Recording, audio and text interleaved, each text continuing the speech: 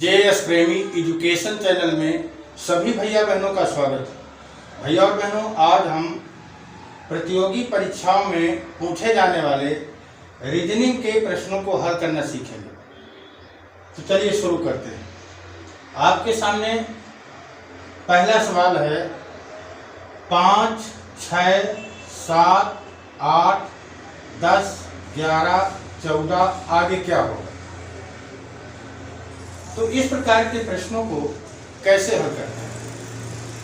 तो सबसे पहले हम अंतर ज्ञात करेंगे। 5 के बाद 6 है, 7 है, 8 है। तो पहले हम इनका दोनों का अंतर ज्ञात करेंगे। कितना आएगा? 1। इसका अंतर ज्ञात करेंगे तो 1, और इसका अंतर ज्ञात करेंगे तो भी 1। इसका अंतर ज्ञात करेंगे तो 8 और 10 का अंतर 2, और 10 का और 11 का अंतर फिर 1, और 1 और 14 का अंतर है 3। यहाँ आप देख रहे हो 1 3 बार है, फिर 2 है, फिर 1 है, 3 है। यानी ये क्रम समझ में नहीं आ रहा। तो हम क्या करेंगे, एक छोड़ करके देखते हैं। 5, 6, 7, 8, 10, 11, 14 आगे क्या होगा। हम इसका अंतर चलो निकाल के देखते हैं। ऐसे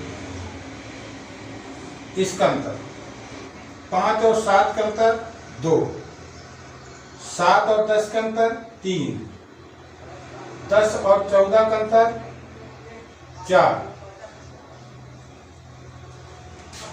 2, 3, 4।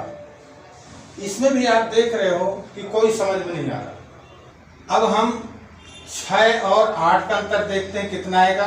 2 आएगा। और 8 और 11 का अंतर देखते हैं तो 3 आएगा। अब 11 और इसका अंतर कितना आना चाहिए? 2 आ रहा है, 3 आ रहा है, अब 4 अंतर आना चाहिए। तो 11 में हम कितना जोड़ दें? 4 जोड़ देंगे। तो 11 में 4 जोड़ेंगे तो कितना आ जाएगा?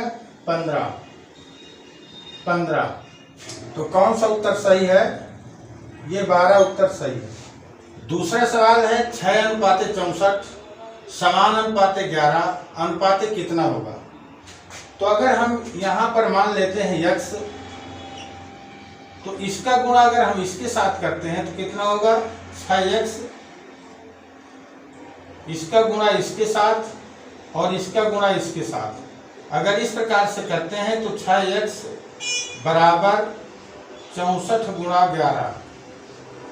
तो x बराबर हमारा कितना आएगा? 64 गुणा 11/6। काटेंगे तो 2 तिहाई 6 और 2 तिहाई 6, 2 दूना 4 बराबर 11 दूना 22 और 11 तिहाई 33, 2 35/3। अगर इसको हम हल करते हैं तो आएगा 3 1 कम 3, 3 1 कम 3 और 3 7 21, 3 त्रिको 9, फिर 3 त्रिको 9, यानी दशमलव में आ रहा है। लेकिन 117.33 ये उत्तर में नहीं है, इसलिए इस प्रकार से हल नहीं होगा। तो ये देखेंगे 64 कैसे आ गए। तो अगर 6 में हम 2 जोड़ दें, 6 धन 2 कर दें, 8 हो जाएगा। और 8 का हम वर्ग कर दें तो हो जाएगा 8 गुणा 8 बराबर 64। ये 64 हमको मिल गया। अब इसमें भी अगर हम 2 जोड़ दें, 11 धन 2 बराबर 13, और 13 के यदि हम वर्ग करते हैं 13 गुणा 13 तो आ जाएगा 169। 169 आपका ये है। तो यही इसका आंसर हो जाएगा। तीसरा सवाल है 2:5 समान अनुपाते 5 अनुपाते कितना। यदि हम 2 का स्क्वायर करते तो 2 दूना 4 और 1 जोड़ देते हैं तो 5 आया। इसी तरह हम 5 का अगर स्क्वायर करते हैं, 5 × 5 = 25, 26, लेकिन 26 यहाँ उत्तर में नहीं। इस प्रकार से ये नहीं आएगा। देखेंगे ये सब विषम संख्या है। तो विषम संख्याएं कौन सी होती हैं? विषम संख्याएं बराबर होती हैं 2, 3, 5, 7 ...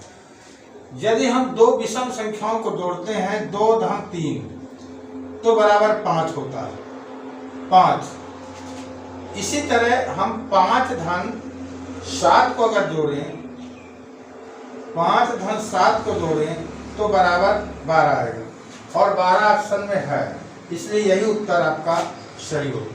चौथा सवाल है 4 धन 2 का आधा कितना होगा? हम इसको कैसे लगा लेते हैं? हम करते हैं 4 धन 2 6 और 6 का आधा कर देते हैं 3, लेकिन 3 ऑप्शन में नहीं। इस प्रकार से प्रश्न हल नहीं होगा। कैसे हल होगा? 4 धन 2 का मतलब गुणा का आधा, आधा का मतलब 1/2। बोर्ड मास के नियम के अनुसार बी का मतलब ब्रैकेट, ओ का मतलब हाफ का, डी का मतलब डिवीजन भाग, यम का मतलब मल्टीप्लाई गुणा, ए का मतलब एडिशन और यस का मतलब सब्ट्रैक्शन।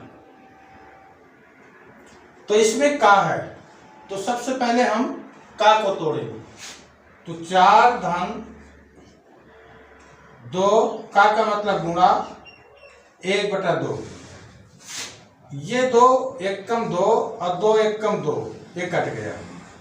अब आया 4 धन 1 गुणा 1। बोर्ड मास के नियम अनुसार गुणा पहले करेंगे, तो 4 धन 1 बराबर 5। 5 आंसर में है, इसलिए यही उत्तर इसका सही होगा।